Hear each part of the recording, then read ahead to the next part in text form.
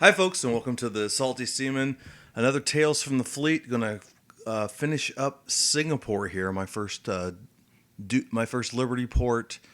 My first time in the actual fleet. I left off. I was going to bed after my first night out, doing real sailor stuff, getting through a massage and not getting the happy ending due to money and or freaked out issues.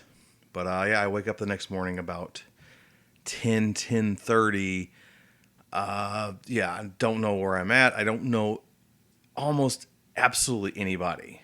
You know, uh, I wake up. I look around, see if I see the three people I do know who live in this berthing that are in my department, and no one's around. My supposed sponsor, Brett, is I believe he's on duty that day, and I don't even know where our office or where he works at. I don't know anything. I've seen enough of the ship to get lost in, which probably happened when I was trying to get off. But regardless, I found got in the shower, finally showered off the massage oils and the sweat from walking around Singapore the night before. And I got into, I think I ended up wearing because my shirt was just so fucking, the one polo I had was just so soaked in sweat and oils the night before. I wasn't wearing that, so I think I wore I did end up wearing the flannel, and I had the sleeves rolled up. It was still hot as shit. And I kind of wandered around. I went into the mess decks and just kind of looked around, see if there's anybody I know. I think it's like one of the first things you do. You're like, is there anybody from boot camp or A school maybe I fucking know around here? Yeah, of course, there was nobody. I did see, at the time, the ship had so a rule you had to be in uniform to eat, and I don't think I've ever seen that before or since. It didn't matter if it was a weekend or a Liberty port. Like you had to throw on a uniform to eat. And I think this is a point where I saw, it wasn't this day, it was like the next day maybe the last day. But, I kept seeing the FSAs, the food service attendants, the mess cranks. At the time, they didn't have like specialized T-shirts to show what they were. They just took off their dungaree. They took off the dungaree top, and they worked in just old plain white T-shirt, and they were all over the mess deck. So I thought, like, okay, well, I don't even have to put my dungaree shirt on. I just put my dungaree pants and boots and white T-shirt, and I tried to get in line to get food, and someone was like, hey, you can't. You need to have your whole uniform on." I was like, "Oh, so this isn't good." I was like, "No, dude. No, that's not how we do it." And I was like, I think at some point he figured out, like, "Oh, you saw the FSAs." No, like they're washing dishes, man. Like that's why they're dressed like that. And I sheepishly went back and got my a dungaree shirt on, and I had my first Navy chow, my first lunch on a ship. I don't remember what it was. So eventually, I decided to wander out into town, just completely by my lonesome. You could do that back then.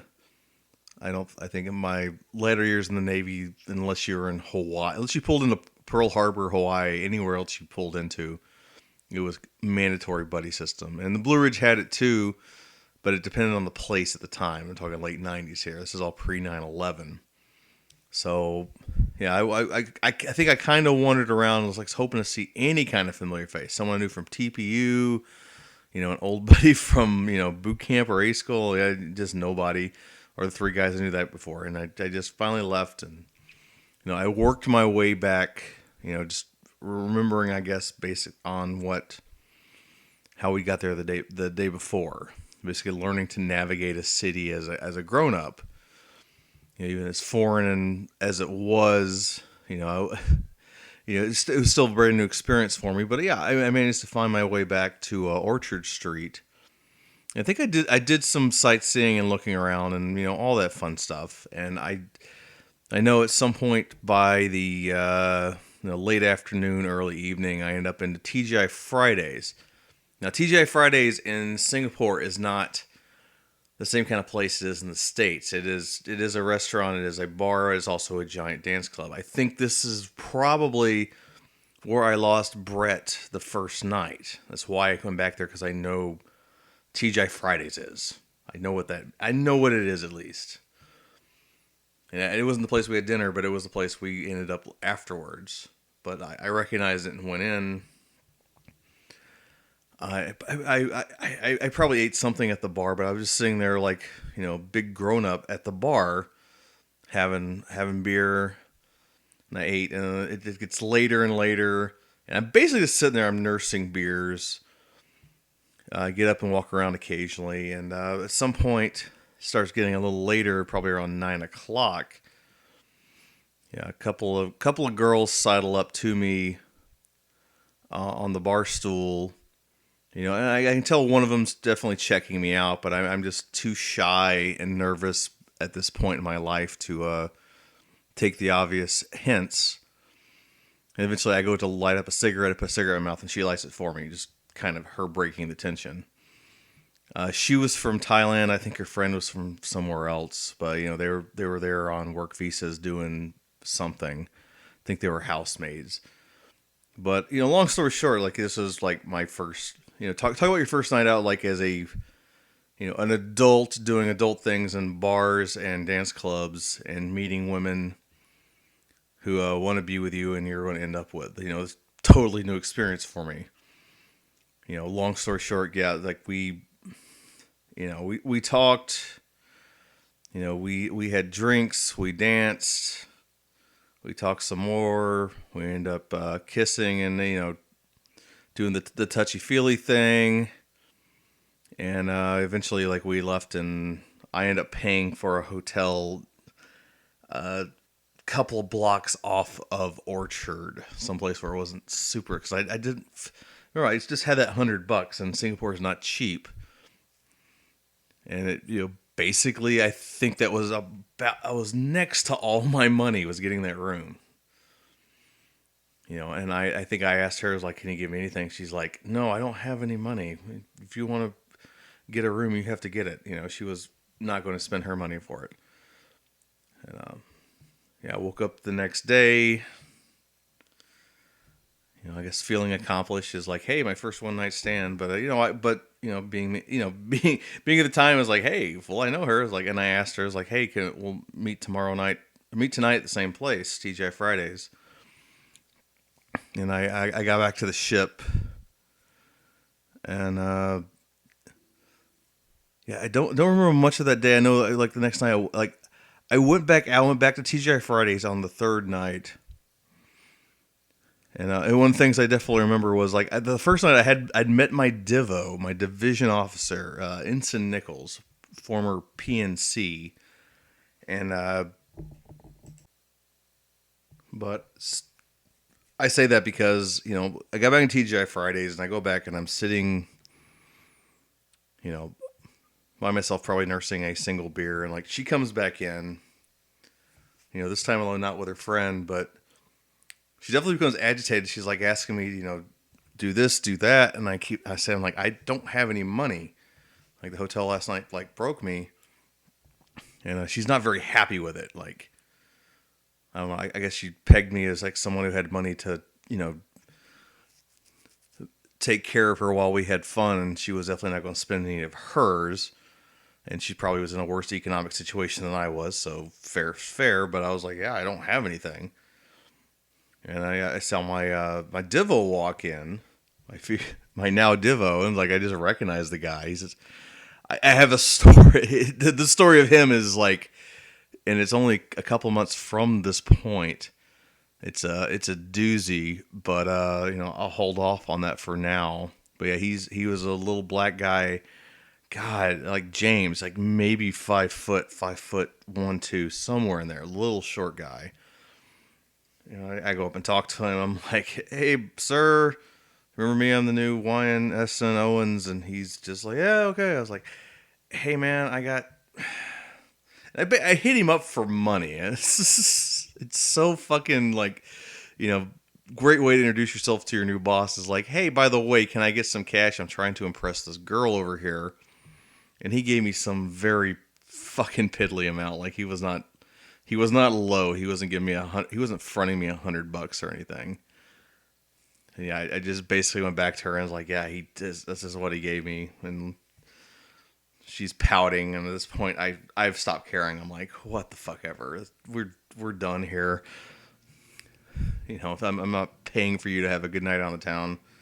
I definitely don't have enough money for another fucking hotel, so whatever. So eventually, I think she like I just kind of started ignoring her, and I was nursing a couple more beers from my meager cash stash as I have at this point.